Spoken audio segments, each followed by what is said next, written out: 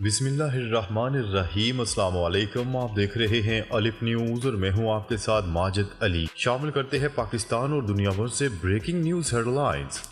غزہ جنگ بندی سے متعلق مذاکرات میں اہم پیش رفت۔ مصر کے دارالحکومت قاہرہ میں غزہ جنگ بندی سے متعلق حماس اور اسرائیل کے درمیان ہونے والے مذاکرات میں اہم پیش رفت سامنے آئی ہے۔ مصری سرکاری نشریاتی ادارے کی رپورٹ کے مطابق مصر اور قطر کی ثالثی میں اسرائیل اور حماس کے درمیان ہونے والے مذاکرات میں اہم پیش رفت ہوئی ہے۔ فریقین کے درمیان بنیادی اور متنازع نکات پر اتفاق ہو گیا ہے۔ عرب میڈیا کی رپورٹ کے مطابق مذاکرات میں معاہدے کے بنیادی نکات پر اتفاق کے بعد قطر اور حماس کے وفود واپس روانہ ہو گئے، جبکہ امریکہ اور اسرائیل کے وفود کچھ گھنٹوں بعد روانہ ہوں گے۔ رپورٹ کے مطابق غزہ جنگ بندی سے متعلق معاہدے کے لیے فریقین کے درمیان مذاکرات جاری رکھنے اور 2 روز بعد مذاکرات کا دوسرا دور شروع کرنے پر اتفاق کیا گیا ہے۔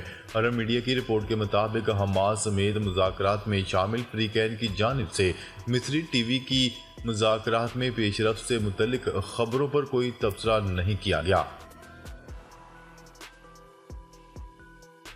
خبر کے اگلے حصے میں بات کرتے ہیں ایرانی صدر کے دورہ پاکستان سے قبل پاک ایران گیس پائپ لائن منصوبے پر کام شروع۔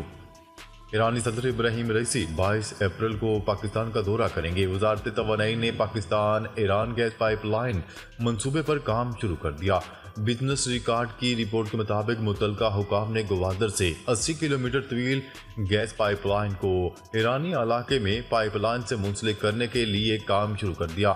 پاک ایران گیس پائپ لائن منصوبہ 44 ارب روپے کی لاگت سے 24 ماہ میں مکمل ہونے کا تخمینہ ہے اور 2024-25 کے بجٹ میں پیٹرولیم ڈویژن سے پبلک سیکٹر ڈیولپمنٹ پروگرام سے رقم طلب کی جائے گی۔ یاد رہے کہ یہ پیش رفت امریکہ کی جانب سے 2 طرفہ منصوبے کی واضح مخالفت اور ممکنہ پابندیوں کے انتباہ کے باوجود ہوئی ہے۔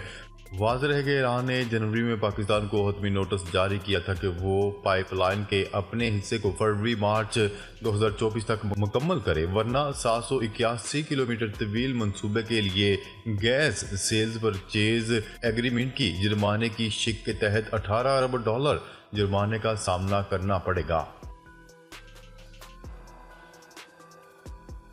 خبر کے اگلے حصے میں بات کرتے ہیں اسرائیل پر ممکنہ حملہ۔ تل ابیب 9 مختلف ایرانی میزائلوں کی رینج میں آ گیا۔ شام کے دارالحکومت دمشق میں ایران کے سفارت خانے پر فضائی حملہ کرنے والا اسرائیل 9 مختلف ایرانی جدید میزائلوں کی رینج میں آ گیا۔ ایرانی میڈیا کے مطابق سجیل نامی ایرانی میزائل سب سے زیادہ فاصلے تک مار کر سکتا ہے۔ اس کی رینج 2500 کلومیٹر ہے، جبکہ خرم شہر، عماد اور شہاب میزائل 2000 کلومیٹر تک مار کر سکتے ہیں۔ 5ویں نمبر کے قدر میزائل کی رینج 1950 کلومیٹر ہے۔ واضح ہے کہ ایران کی جانب سے کسی بھی وقت اسرائیل پر حملے کیے جانے کا امکان ہے۔ یاد رہے کہ 1 اپریل کو اسرائیل نے دمشق میں ایرانی سفارت خانے پر میزائل حملہ کیا تھا، جس میں ایرانی پاسداران انقلاب کے لیڈر سمیت 8 افراد شہید ہو گئے تھے۔ حزب اللہ کے سربراہ حسن نصر اللہ نے بیان میں کہا تھا کہ ایران ہر صورت اسرائیل پر حملہ کرے گا۔ حملے کا رد عمل دیتے ہوئے ایرانی سپریم لیڈر آیت اللہ خمینی نے کہا تھا کہ اسرائیل کو نتائج بھگتنا ہوں گے۔ سفارت خانے پر حملہ اسرائیل کو غزہ میں اس کی آنے والی شکست سے نہیں بچا سکے گا، جہاں وہ فلسطین کے خلاف تقریباً 6 ماہ سے جارحیت میں ملوث ہے۔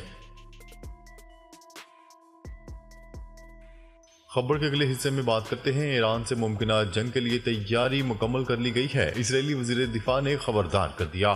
اسرائیل کے وزیر دفاع نے کہا ہے کہ شام کے دارالحکومت دمشق میں قونصل خانے پر حملے کے بعد ایران کی جانب سے کسی بھی ممکنہ رد عمل سے نمٹنے کے لیے اسرائیل نے اپنی تیاری مکمل کر لی ہے۔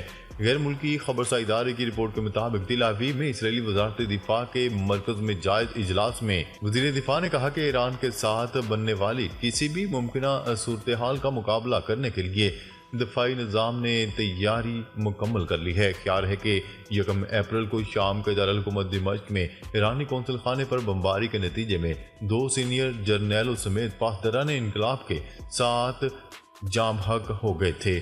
ایران نے قونصل خانے پر بمباری کا ذمہ دار اسرائیل کو ٹھہراتے ہوئے بھرپور جواب دینے کا اعلان کیا تھا، جبکہ اسرائیل کی جانب سے اس حملے کی ذمہ داری باضابطہ طور پر قبول نہیں کی گئی ہے۔ تاہم اسرائیلی وزیر دفاع نے اس حملے کی پیش نظر ایران کی جانب سے ممکنہ حملے کے خدشات سے نمٹنے کے لیے اپنی تیاریاں مکمل کرنے کا بیان جاری کیا ہے۔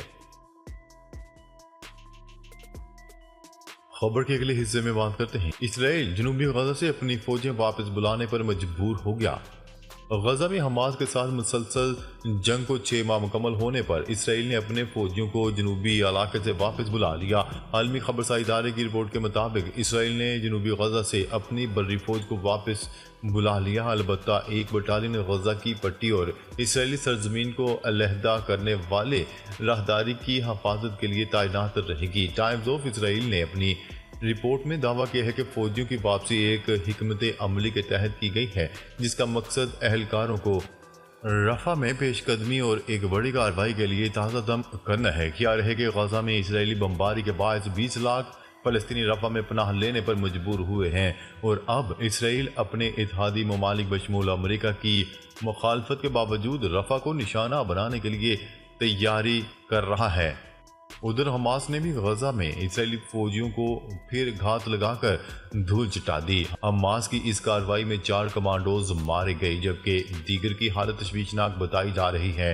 حماس کے ساتھ دو بدو لڑائی میں اب تک 260 اسرائیلی فوجی ہلاک ہو چکے ہیں، جبکہ حماس کے 7 اکتوبر کو اسرائیل پر حملے میں بھی ہزاروں سے زائد اسرائیلی فوجی مارے گئے تھے۔ خبر کے اگلے حصے میں بات کرتے ہیں۔ ایران نے دنیا بھر کے اسرائیلی سفارت خانوں کو اپنا ہدف قرار دے دیا۔ ایرانی آرمی چیف نے اپنے بیان میں کہا ہے کہ شام میں ایرانی سفارت خانے پر اسرائیلی حملے کا جواب دیا جائے گا۔ ایران اپنے رد عمل کا وقت اور طریقہ کار خود طے کرے گا۔ میجر جنرل محمد حسین نے کہا کہ اس شام میں ایرانی سفارت خانے پر حملہ اسرائیل کا خودکش مشن تھا۔ ایران ایسی جوابی کارروائی کرے گا جس کے بعد اسرائیل کو اپنے اقدامات سے پچھتاوا ہوگا۔ دوسری جانب ایران کے جوابی حملوں کے بیان کے بعد اسرائیلی وزیر دفاع نے بھی رد عمل دیتے ہوئے کہا کہ ایران کی طرف سے کسی بھی صورتحال سے نمٹنے کے لیے تیار ہیں۔ ادھر لبنان میں حزب اللہ نے اسرائیلی ڈرون طیارہ مار گرایا۔ یمن کے حوثی گروپ نے بحیرہ احمر میں اسرائیل جانے والے غیر ملکی جہازوں کو میزائلوں اور ڈرون سے نشانہ بنایا۔ خیال رہے کہ گزشتہ دنوں اسرائیل کی جانب سے شام کے دارالحکومت دمشق میں ایران کے سفارت خانے پر میزائل حملے میں 8 افراد جاں بحق ہو گئے تھے۔ خبر کے اگلے حصے میں بات کرتے ہیں۔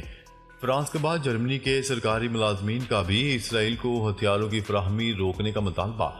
عرب میڈیا کی رپورٹ کے مطابق 600 ملازمین نے اس حوالے سے چانسلر اولف شولز سے دیگر سینئر وزراء کو خط لکھ دیا۔ خط میں مطالبہ کیا گیا ہے کہ اسرائیلی حکومت کو فوری طور پر ہتھیاروں کی فراہمی بند کی جائے۔ عرب میڈیا کی رپورٹ کے مطابق گزشتہ سال جرمنی نے اسرائیل کو $354 ملین مالیت کے ہتھیاروں کی برآمدات کی منظوری دی تھی۔ اسرائیل کے ہتھیاروں کا 99% امریکہ اور جرمنی سے آتا ہے۔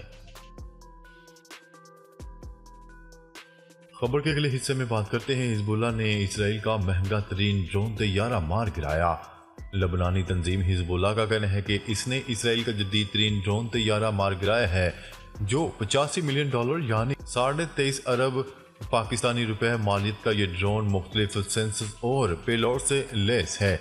یہ ڈرون مسلسل 36 گھنٹے تک پرواز کرنے کی صلاحیت کا حامل ہے۔ دوسری طرف اسرائیل نے بھی تصدیق کی ہے کہ اس کا جاسوس ڈرون طیارہ لبنان میں گر کر تباہ ہو گیا ہے۔ غیر ملکی میڈیا کی رپورٹس کے مطابق حزب اللہ نے اتوار کو اسرائیل کا ہارمز 900 ڈرون طیارہ مار گرانے کی ویڈیو بھی جاری کی ہے۔